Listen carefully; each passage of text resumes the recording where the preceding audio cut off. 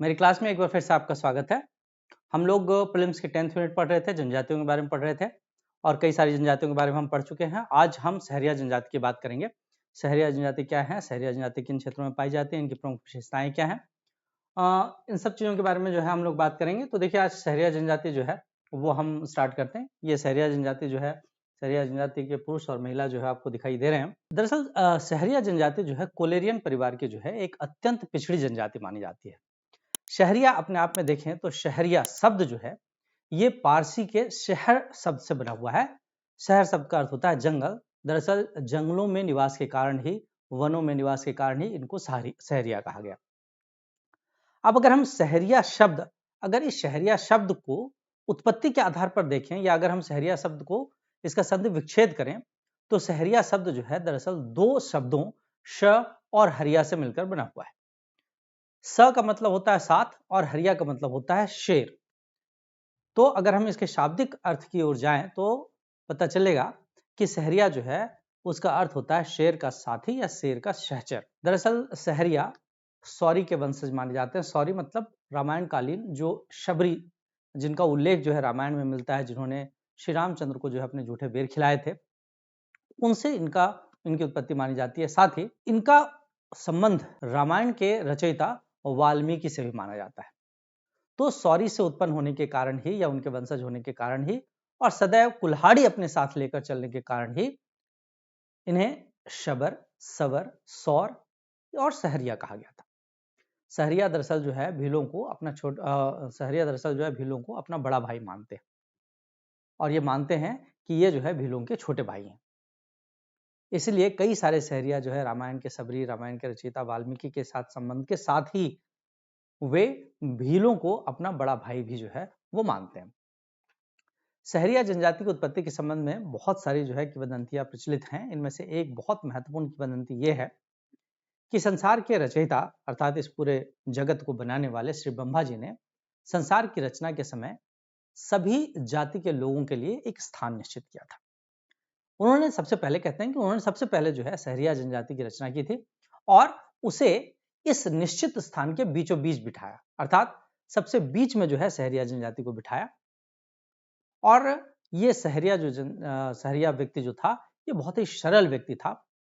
जैसे जैसे ब्रह्मा जी ने अन्य जाति के लोगों को बनाना शुरू किया, वे सहरिया के पास आकर बैठने की कोशिश करने लगे और इस कोशिश में वो शहरिया को थोड़ा खिसकाते चले गए। क्योंकि शहरिया जो है वो सरल स्वभाव के लोग थे, इसीलिए सहरिया ने जो है किसी तरह का कोई विरोध नहीं किया और वो धीरे धीरे करके जो है खिसकता चला गया। अब जब अंतिम जाति का निर्माण हुआ, अंतिम जाति के निर्माण तक एक स्थिति ऐसी आ गई कि बेचारा सहरिया जो है वो एकदम किनारे, एकदम खूंट अर्थात सिरे तक पहुंच गया। अब ब्रह्मा जी जो है जब निरीक्षण के लिए जो है पृथ्वी पर पहुंचे तो उन्होंने देखा कि सहरिया जो है एकदम किनारे, एकदम सिरे पे जो है बैठा हुआ है। तो उन्होंने पूछा सहरिया को कि भाई, जब मैंने तुमको बीच में बिठाया था तो सिरे पे कैसे पहुंच गए? अब सहरिया जो है वो जितने अन्य जातियां जो वहां बैठी थी उनसे सहरिया जो है भयभीत था और इसीलिए ने जो है सहरिया ने किसी तरह का कोई उत्तर नहीं दिया। वह चुपचाप बैठा हुआ बड़ी मासूमियत से ब्रह्मा जी को निहारता रहा।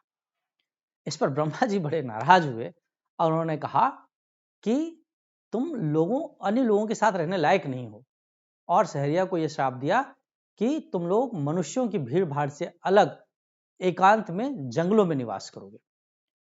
और तभी से जो है सहरिया जंगलों में, वनों में निवास। इनके संबंध में जो है एक और लोक कथा प्रचलित है और कहते हैं कि सहरिया तथा भील दरअसल दो सगी बहनों की संतान है। बड़ी बहन भीलनी थी और भीलनी से उत्पन्न संतान जो है भील कहलाए और छोटी बहन सेरिया थी। सेरिया से उत्पन्न संतान ही जो है सहरिया कहलाए। सहरिया जो है अपना मूल स्थान जो है वो मालवा को मानते हैं, जबकि भील जो है जबकि भीलों के मूल स्थान को कहते हैं कि वो भीलवाड़ा जो है, राजस्थान में जो भीलवाड़ा है वो जो है भीलों का मूल स्थान है।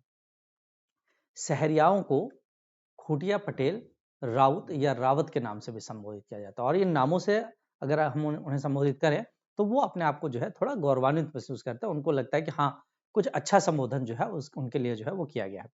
रसल और हीरालाल जो विद्वान हैं, इन लोगों ने भी सहरिया के लिए जो है खूटिया और रावत या राउत सम्मान सूचक शब्द जो है उनका प्रयोग किया है। मध्य प्रदेश की जो सहरिया जनजाति है इसको 1956 में अनुसूचित जनजाति का दर्जा दिया गया था और आगे चलकर जो है भारत सरकार ने इनको विशेष रूप से जो पिछड़ी जनजाति है उस समूह में जो है वो इनको स्थान दिया। अर्थात भारत सरकार की जो पीवीटीजी समूह है, विशेष रूप से कमजोर जनजाति समूह है, उस समूह में जो है इनको स्थान दिया गया। मैंने आपको पहले भी बताया था कि मध्य प्रदेश में बैगा, भारिया और सहरिया तीन ऐसे समूह हैं, तीन ऐसे जनजातीय समूह हैं जिन्हें अत्यंत पिछड़ी जनजाति या विशेष रूप से कमजोर जनजातीय समूह में जो स्थान दिया गया है, तो उसमें से बैगा, भारिया, सहरिया में से एक सहरिया जनजाति। अब ये जो है कुछ सहरिया जनजाति के लोग जो है वो दिखाई देते हैं। यहाँ पर जो है तस्वीरों में कुछ सहरिया जनजाति के जो है लोग यहाँ पर हैं और ये जो दृश्य है, ये दृश्य दरअसल ब्रह्मा जी ने जब सहरिया को बनाया था और किस तरह से जो उसकी उत्पत्ति हुई थी उसके बारे में जो है ये तस्वीर बताती हुई। यहाँ सहरिया जनजाति की जो है महिलाएं जो है वो दिखाई देंगी आपको। इसके बाद हम लोग सहरिया जनजाति जो है उसकी अलग अलग विशेषताओं के बारे में जो है बात करेंगे और विशेषताओं में सबसे पहले जो है भौगोलिक वितरण की बात करते हैं। देखिए सहरिया जनजाति के लोग जो है वो मुख्य रूप से मध्य प्रदेश के पश्चिमोत्तर इलाके में जो है सहरिया जनजाति के लोग निवास करते हैं। मुख्य रूप से जो है अगर हम देखें तो यहाँ आपको जो है ये पूरा इलाका जो है पश्चिमोत्तर इलाका जो है नजर आ रहा है और यहाँ पर जो है मुरैना, भिंड, ग्वालियर, इधर दतिया, इधर शिवपुरी, इधर श्योपुर, गुना, अशोकनगर, विदिशा, ये पूरा का पूरा इलाका जो है यहाँ से लेकर नीचे तक का ये सहरियाओं का निवास स्थल माना जाता है। अर्थात मध्य प्रदेश के पश्चिमी हिस्सों विशेष रूप से मुरैना, भिंड, ग्वालियर, दतिया, शिवपुरी, श्योपुर, गुना, अशोकनगर, विदिशा, इन पूरे क्षेत्रों में जो है सहरिया जनजाति के लोग जो है वो निवास करते हैं। मूल रूप से जो है अगर हम देखें तो इनका बहुत ज्यादा निवास जो है वो राजस्थान में कोटा जिला जो बारां है वहां पर जो है वहां से लेकर गुना तक, ये इधर का एरिया जो है राजस्थान का एरिया है, तो यहाँ से लेकर गुना तक जो शाहाबाद के जंगल हैं वो इनका जो है निवास स्थान जो है मुख्य रूप से माना जाता है। तो ये भी एक बहुत महत्वपूर्ण चीज है कि ये जो शाहाबाद के जंगल है वहां इनका जो है वो ज्यादा से ज्यादा जो है वो निवास यहाँ पर जो है। साथ ही साथ जो है इनका सर्वाधिक घनत्व अगर देखा जाए तो ग्वालियर संभाग में, ये पूरा का पूरा ग्वालियर संभाग जिसके अंतर्गत जो है कई सारे जिले जो है यहाँ आते हैं, जिनमें जो है शिवपुरी है या गुना है या दतिया है, ये सारे जो जिले हैं उनमें जो है ग्वालियर संभाग के इन जिलों में जो है इसका सबसे ज्यादा जो है घनत्व दिखाई देता है। अब हम शारीरिक बनावट की बात करें कि सहरिया जनजाति जो है वो कैसे जो है सहरिया जनजाति के लोग लगते हैं। देखिए शारीरिक बनावट में जो है सहरिया जनजाति के लोग जो है इनका कद जो है ये मध्यम ऊंचे कद के होते हैं। शरीर जो है बहुत ही दुर्बल और कमजोर जो है वो दिखाई देगा। शरीर दुर्बल और कमजोर जो है इसलिए होता है क्योंकि सहरिया जनजाति के लोग जो है वो शराब का सेवन बहुत ज्यादा करते हैं। साथ ही साथ जो है साफ सफाई नहीं रखते हैं, इसीलिए जो है इनमें टीबी रोग जो है, ट्यूबरकुलोसिस रोग जो है वो ज्यादा होता है। यहाँ पर जो है आप देख सकते हैं अत्यंत ही दुर्बल जो है कदकाठी के लोग जो है ये लोग माने जाते हैं। तो सहरिया जनजाति के लोग जो है मध्यम कद के होते हैं, अत्यंत दुर्बल जो है इनकी कदकाठी जो है वो अत्यंत दुर्बल होती है, शारीरिक स्वच्छता पर चूंकि ध्यान नहीं देते हैं और अत्यधिक मद्यपान करते हैं तो इनमें टीबी नाम की जो है बीमारी होती है। साथ ही साथ मैं आपको यहाँ पर बता दूं कि ये लोग जो है बहुत कम नहाते हैं, अपने कपड़े जो है वो बहुत कम साफ करते हैं। ऐसा भी कहा जाता है कि ये लोग जो है होली के होली नहाते हैं, मतलब आज इस बार होली में नहा लिया तो अब अगली बार ही होली में नहाएंगे, ये भी जो है इनके बारे में कहा जाता है कई बार। तो यहाँ पर जो है ये शारीरिक बनावट जो इनकी है वो कुछ जो है इस तरह की होती है कि ये काफी दुर्बल होते हैं, है ना, मध्यम कदकाठी के लोग होते हैं। उपजातियां और गोत्र की बात अगर हम करें तो सहरिया जनजाति की जो है कोई विशेष उपजाति नहीं है, लेकिन इनका समाज जो है कई सारे बहिर्विवाही गोत्रों में विभाजित होता है। अर्थात इनमें जो विवाह होता है वो एक ही गोत्र में नहीं होता, एक गोत्र के लड़के लड़की में जो विवाह नहीं होता, तो कई सारे जो है गोत्रों में इनका समाज जो है विवाहित होता है। इसमें सनाउना, राजौरिया, चंदेल, रोहतेले, सोलंकी, खरैया, बगोलिया, जेचेरिया, कुसमोरना, चक्रदिया, कुरवाना और ठियोगना, इस तरह के जो है कई सारे गोत्र जो है इनमें प्रचलित है। हालांकि ये एग्जाम में जो है नहीं आएंगे, तो आपको याद रखने की बहुत ज्यादा जो है आवश्यकता नहीं है। ऐसा नहीं है कि जो कुछ भी मैं बता रहा हूँ वो सब हर चीज ही जो है आएगा, लेकिन हाँ जो चीजें जो है आएंगी वो जो है मैं आपको जरूर बताता हुआ चलूंगा। अब हम लोग जो है बात करें कि इनके जो वस्त्र आभूषण वगैरह होते हैं वो कैसे होते हैं। देखिए अधिकांशतः सहरिया पुरुष जो है धोती और रंगीन कमीज पहनते हैं, तो आपको यहाँ पर जो है ये रंगीन कमीज पहने हुए और ये धोती पहने हुए जो है एक पुरुष जो है वो यहाँ पर दिखाई देगा। अधिकांशतः जो है धोती और रंगीन कमीज जो है वो पुरुष जो होते हैं वो धोती और रंगीन कमीज पहनते हैं, जबकि महिलाएं जो होती हैं वो लहंगा, घाघरा, लुगड़ा, पेटिया, सलूका ये सब जो है वस्त्र पहनती है। यहाँ पर जो है आपको ये महिलाएं जो है वो इस तरह से जो है तमाम तरह के जो वस्त्र हैं वो पहने हुए दिखाई देते हैं। विशेष रूप से इनमें लहंगा, घाघरा वगैरह जो है उसका प्रचलन बहुत ज्यादा है। लुगड़ा, पेटिया, सलूका इस तरह की जो है चीजें भी जो है यहाँ पर पहनते हैं। यहाँ पर ही आपको दिखाई देगा, यहाँ पर भी दिखाई देगा। महिलाओं को जो है आभूषणों का बड़ा शौक होता है, हालांकि पुरुषों को भी होता है, लेकिन महिलाओं को जो है आभूषण अत्यंत प्रिय होते हैं। और स्त्रियां जो होती हैं वो सिर पर चांदी के झोला या राखड़ी, आपको जो है यहाँ पर ये इस तस्वीर में जो है यहाँ पर सिर पे ये राखड़ी या झोला जो है चांदी का जो है ये दिखाई देगा। इसके अतिरिक्त जो है नाक में नथ, कानों में झुमके पहनती हैं, चांदी या पीतल के बने हुए जो है यहाँ पर जो है आप देख सकते हैं। तो नाक में जो है नथ और कानों में जो है झुमके वगैरह जो है यहाँ पर झुमके जो कि चांदी या पीतल के जो है बने हुए होते हैं। इसके अतिरिक्त जो हाथों में भी जो है कड़े पहनते हैं, है ना। यहाँ पर भी आपको दिखाई देगा। गले में जो है हार वगैरह जो है, जो नेकलेस होता है वो सब जो है पहनते हैं। तो इस तरह से जो है इनमें स्त्रियों को जो है गहने का जो है बड़ा शौक होता है ना। स्त्रियों को जो है गुदना गुदवाने का भी बड़ा शौक होता है, और गुदने के पीछे जो है इनकी अपनी एक मान्यता है। कहते हैं कि यहाँ पे जो है स्त्रियों को गुदना गुदवाने का शौक होता है, और गुदना गुदवाने के पीछे जो है इनकी जो मान्यता है वो ये है कि मृत्यु के उपरांत भी ये गुदना जो है उसी रूप में बना रहता है। तो इस मान्यता के कारण जो है वो तमाम तरह के जो है तमाम तस्वीरें या वो तमाम तरह के जो है गुदना का स्वरूप जो है वो अपने स्किन पर जो है वो बनवाते हैं। अब हम घर और बस्तियों की बात करें, यहाँ पर जो है आपको ये घर दिखाई देगा। कुछ जो है घर इनका इस तरह का होता है।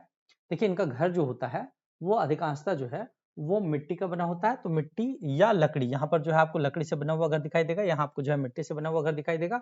और इनकी जो छत होती है, ये छत जो है घास फूस या पत्तों की बनी हुई होती है ना। यहाँ पर भी जो है आपको घर घर जो है इसमें घास फूस या पत्ते जो है वो दिखाई देंगे। और जो दीवारें होती हैं वो मिट्टी की बनी हुई दीवारें होती हैं। महिलाओं को जो है घर सजाने का मतलब बाहर से जो है घर में चित्रकारी करने का बड़ा शौक होता है। और महिलाएं जो है वो विशेष रूप से जो है गेरू या अन्य प्रकार के जो पीली मिट्टी वगैरह जो होती है उनसे जो है अपने घर को सजाने का काम जो है महिलाएं करती हैं। तो यहाँ पर जो है आपको ये सजा हुआ घर जो है वो दिखाई देगा। यहाँ भी जो है आप सजा हुआ घर जो है इस तस्वीर में भी जो है देख सकते हैं। दरअसल इनकी बसाहट जो है एक विशेष प्रकार की बसाहट होती है। सहरिया जनजाति के लोग जो है अधिकांशतः अपने घर जो है समतल मैदानों में बनाते हैं। और इनकी बसाहट जो होती है वो एक विशेष प्रकार की बसाहट होती है जिसे सहराना कहते हैं। आप याद रखें इसको, प्रश्न में पूछा जाता है सहराना जो है विशेष बसाहट किस जनजाति में प्रचलित है, तो ये सहरिया जनजाति में प्रचलित है। और जो सहराना का मुखिया होता है, मतलब कई सारे घर बने हुए होते हैं, उसको सहराना कहते हैं। सहराना का मुखिया जो है पटेल कहलाता है। दरअसल सहराना के अंतर्गत होता क्या है, तो लोगों के मकान जो है सहराना के अंतर्गत एक दूसरे से चिपके हुए होते हैं। मतलब एक मकान यहाँ, दूसरा यहाँ, तीसरा यहाँ, चौथा यहाँ, इस तरह से जो है एक एक करके जो मकान होते हैं सारे चिपके हुए होते हैं। और इन सभी मकानों पर जो है एक लंबी सी जो है एक छत बना दी जाती है। मकान के बीच में जो है बंगला नाम का एक सामुदायिक भवन होता है। ये बंगला दरअसल जो है जातीय पंचायत का काम करता है। एक प्रकार से जो है धर्मशाला का काम भी जो है वो ये करता है। यही इसी बंगले में जो है वो पंचायत जो है उसकी बैठकें होती हैं।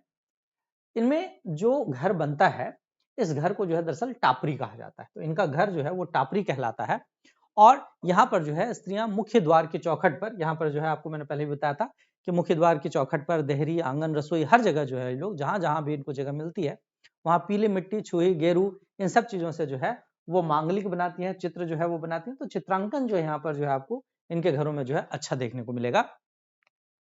इस जनजाति के जो गांव होते हैं, इनके गांव को जो है सहरोल के नाम से जाना जाता है। मतलब जो घर बने हुए होते हैं, घर जो होंगे वो तो टापरी कहलाएंगे। बहुत सारे घर एक साथ बने हुए हैं तो उनको क्या कहेंगे, सहराना। सहराने के बीच में जो है एक सामुदायिक भवन होता है जिसे बंगला कहा जाता है। और इनका जो पूरा का पूरा गांव होता है उसे हम किस नाम से जानते हैं, तो इसे सहरोल के नाम से जानते हैं, है ना। तो यहाँ पर जो है इनके घर और बस्तियों के बारे में जो हम लोगों ने बात की। अब हम लोग इनके भोजन के बारे में बात करेंगे, किस तरह का भोजन जो है ये लोग करते हैं। देखिए सहरिया जनजाति का मुख्य भोजन जो है ज्वार और बाजरे से बनी हुई रोटी होती है। तरह तरह की भाजी जो सब्जियां होती हैं उसका प्रयोग भी जो है ये लोग करते हैं। और जंगलों से प्राप्त जो कंद मूल फल वगैरह जो होते हैं वो ये लोग खाते हैं। विवाह या त्योहारों पर जो है ये बेसन से बनी हुई रोटी जो है वो इनमें खाना जो है वो बहुत प्रचलित है। इस जनजाति को महुआ उबाल कर खाने का बड़ा शौक होता है। साथ ही साथ महुए से बनी हुई जो शराब होती है, वो शराब ये बहुत ज़्यादा मात्रा में पीते हैं और यही कारण है कि इनको जो है लिवर की बीमारी भी होती है, टीबी होती है, चूँकि बहुत ज़्यादा गंदे रहते हैं तो टीबी की बीमारी भी जो है हो जाती है। तो ये जनजाति जो है महुए को उबाल कर खाने के शौकीन होते हैं, साथ ही मांस, मछली, मुर्गे, अंडे, है ना? और शिकार किए हुए जानवरों का मांस ये सब खाते हैं। धूम्रपान के लिए बीड़ी जो है इनमें बहुत प्रचलित है, बीड़ी जो है बहुत पी जाती है।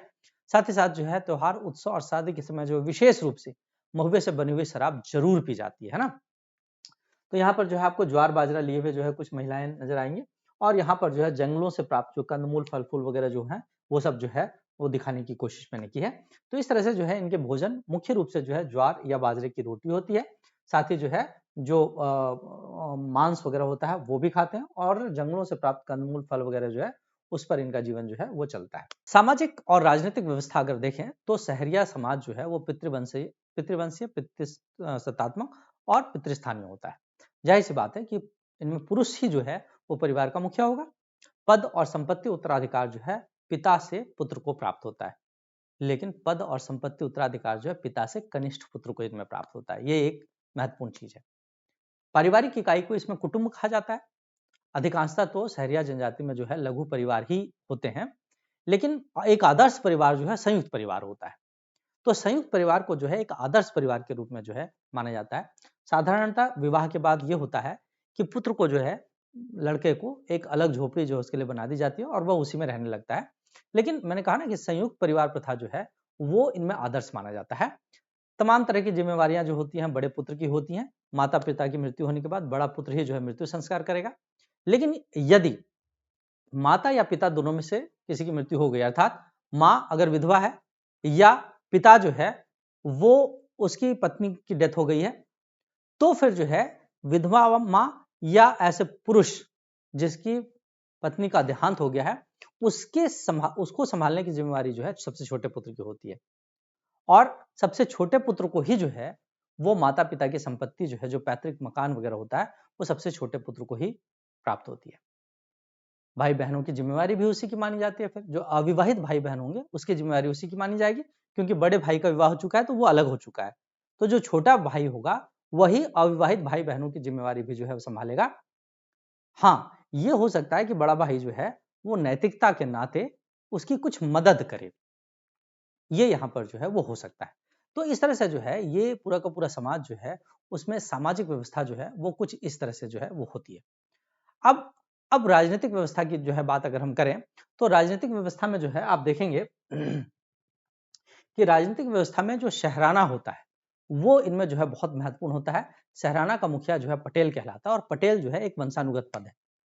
अगर पटेल अत्यधिक वृद्ध हो जाए, काम करने लायक न बचे या उसकी मृत्यु हो जाती है तो उसके बड़े पुत्र को जो है उत्तराधिकारी बनाया जाता है और उसका बड़ा पुत्र जो है वो उत्तराधिकारी के रूप में फिर काम करता है। सहराना पंचायत के द्वारा सहराना पंचायत जो होती है उसके द्वारा सभी जातिगत विवाद, वैवाहिक और अन्य झगड़े, ये सब कुछ जो है आपसी समझौते और बीच बचाव के द्वारा जो है इनको हल किया जाता है, इनको सुलझाया जाता है। पंचायत जो है आर्थिक और सामाजिक बहिष्कार का दंड भी दे सकती है, ये भी इनमें होता है। अब सहरिया पंचायत जो है वो तीन तरह के जो तीन तीन स्तर जो है सहरिया पंचायत में होते हैं। सबसे पहला होता है पंचताई।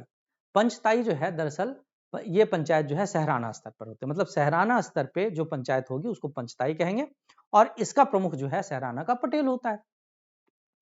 तो अगर उस सहराना के स्तर पर जो है किसी तरह का विवाद है तो उस विवाद का निपटारा जो है उसी सहराना के स्तर पर ही होता है। दूसरी जो पंचायत का स्तर होता है इसे एकादशिया पंचायत कहते हैं।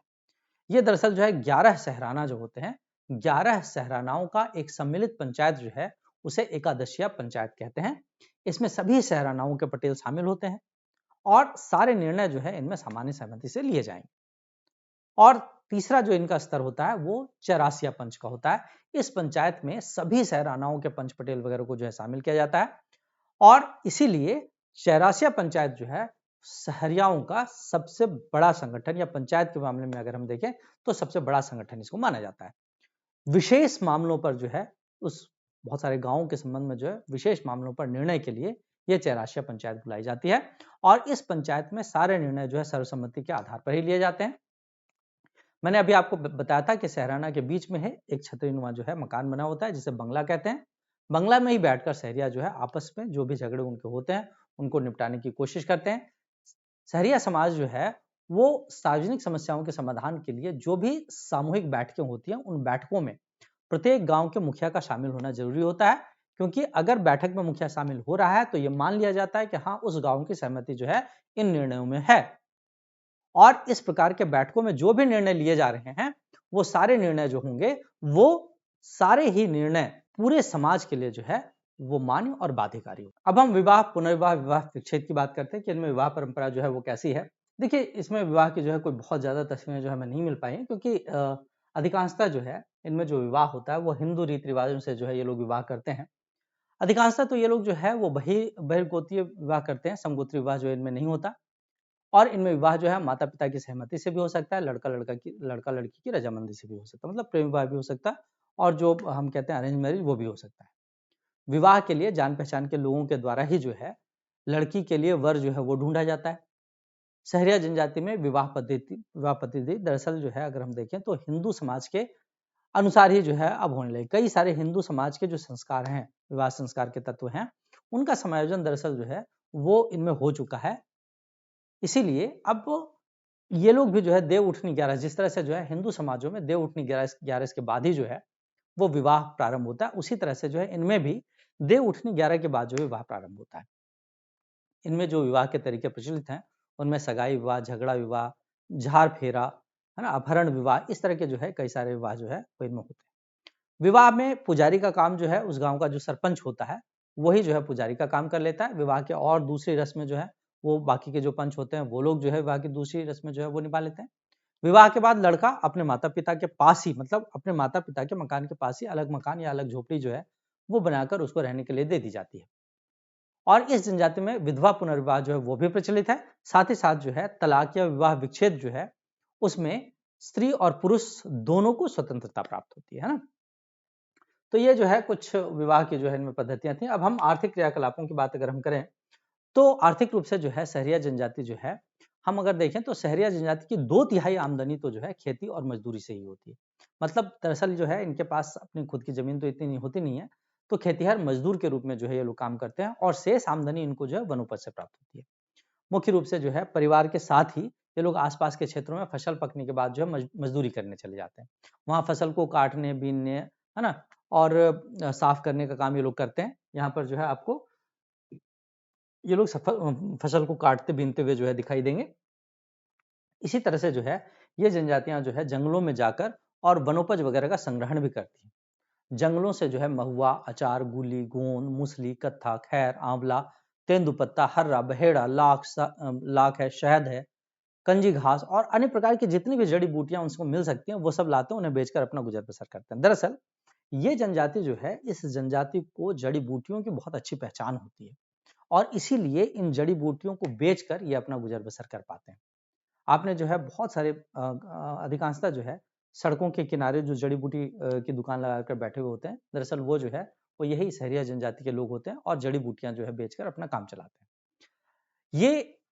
ये लोग जो है मधुमक्खी के छत्ते से शहद निकालने का काम भी करते हैं और शहद बेचने का भी काम करते हैं।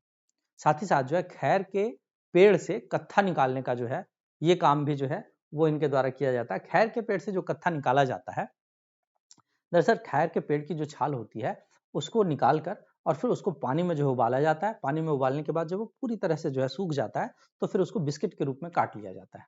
काफी महंगा जो है बिकता है। आपने पान में जो है कत्था लगाते हुए जो है पनवाड़ी जो होते हैं वो पान में इसी कत्थे का जो है प्रयोग करते हैं, है ना। तो काफी कॉस्टली जो है ये आता है, ये कोई सस्ता नहीं होता। तो इस तरह से जो है इनमें ये जो है आर्थिक व्यवस्था होती है। सहरिया जनजाति की एक बहुत महत्वपूर्ण विशेषता ये है कि ये लोग कभी भी भूख नहीं मांगते, सॉरी, ये कभी भी जो है भीख नहीं मांगते।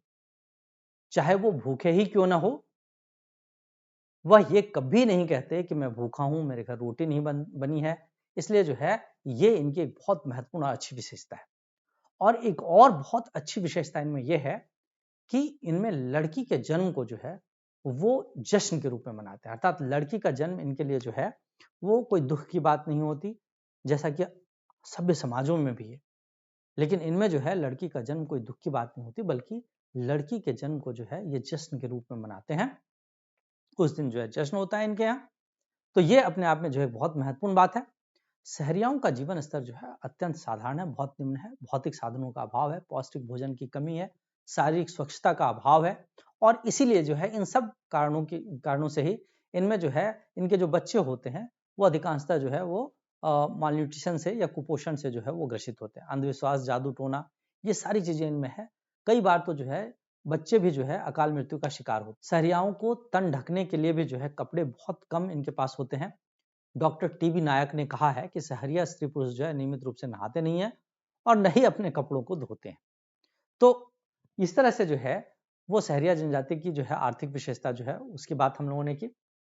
यहाँ पर जो है महुआ यहाँ पर आपको दिखाई दे रहा है। यहाँ पर जो है ये स्त्रियां जो है वो फसल बीनती हुई, काटती हुई जो है नजर आ रही हैं। यहाँ पर जो है कुछ पुरुष जो है वो इस तरह के जो जड़ी बूटी वगैरह जो होते हैं उनको जो है बेचने का काम करते हुए जो है आपको दिखाई दे रहे हैं।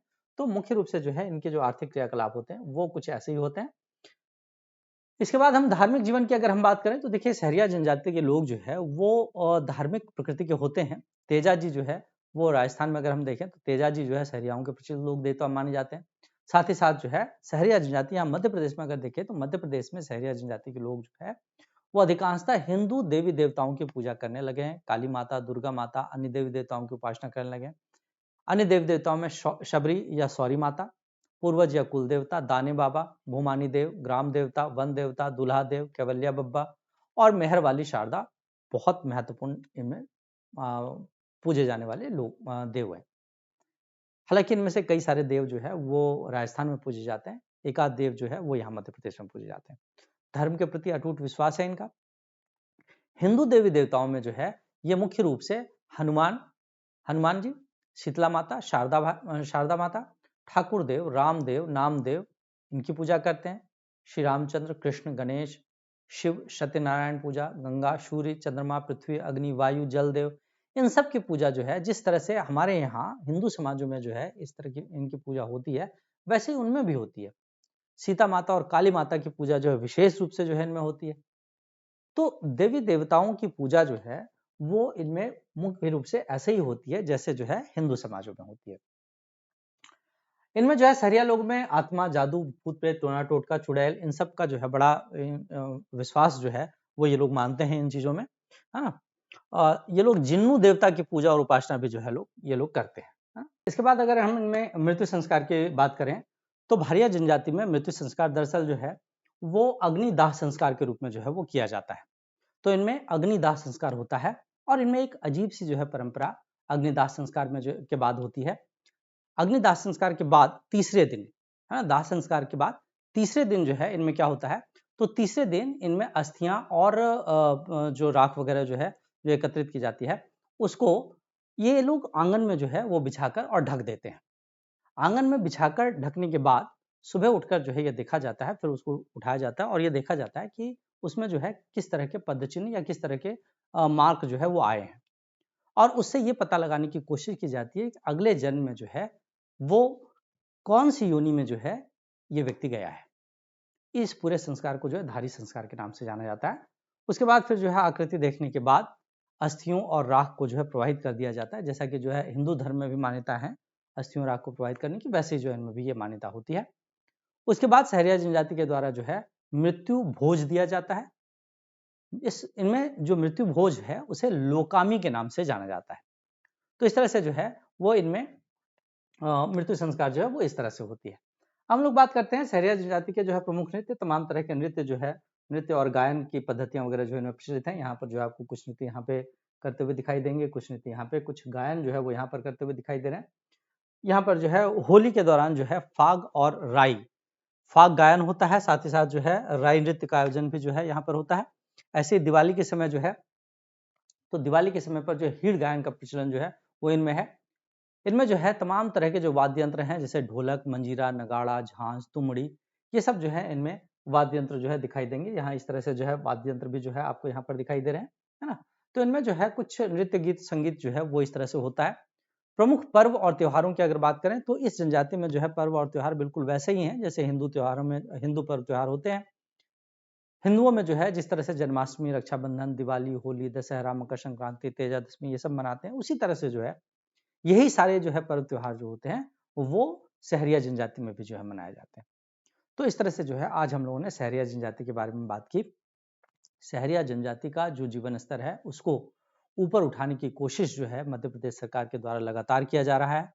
लगातार उनके लिए जो है आवास संबंधी सुविधाएं जो है वो उपलब्ध कराने की कोशिश की जा रही है। इसी तरह से शासकीय नौकरियों में बिना परीक्षा पास किए या बिना परीक्षा के ही जो है उनको प्रवेश देने की कोशिश की जा रही है। लगातार इस बात की कोशिश हो रही है कि उनको जो है जो उनका बिल्कुल निम्नतर स्तर है उससे जो है उन्हें ऊपर उठाया जाए। जिस जो जो उनमें टीबी की बीमारी है, जो उनमें जो है कुपोषण है, इन सबको लेकर भी जो है सरकार के द्वारा बहुत ज्यादा प्रयास किए जा रहे हैं। उम्मीद है कि आगे आने वाले दिनों में ये जनजाति भी जो है वो समाज की मुख्य धारा के साथ जुड़कर और अच्छा जीवन जो है वो व्यतीत कर पाएगी। तो आज की क्लास में इतना ही। अगर आपको मेरी क्लास पसंद आती है तो मेरे चैनल को जरूर सब्सक्राइब करें, लाइक और शेयर करें, कमेंट्स जरूर करें। ये बहुत महत्वपूर्ण होता है, कमेंट्स मैटर करता है, क्योंकि कमेंट्स के द्वारा ही जो है वो हमें पता चलता है कि आपको क्या पसंद आ रहा है, क्या पसंद नहीं आ रहा है, आपको किन चीज़ों की और आवश्यकता है। तो आज की क्लास में इतना ही। मिलते हैं अगले क्लास में एक बहुत बेहतर से क्लास में। थैंक यू, धन्यवाद।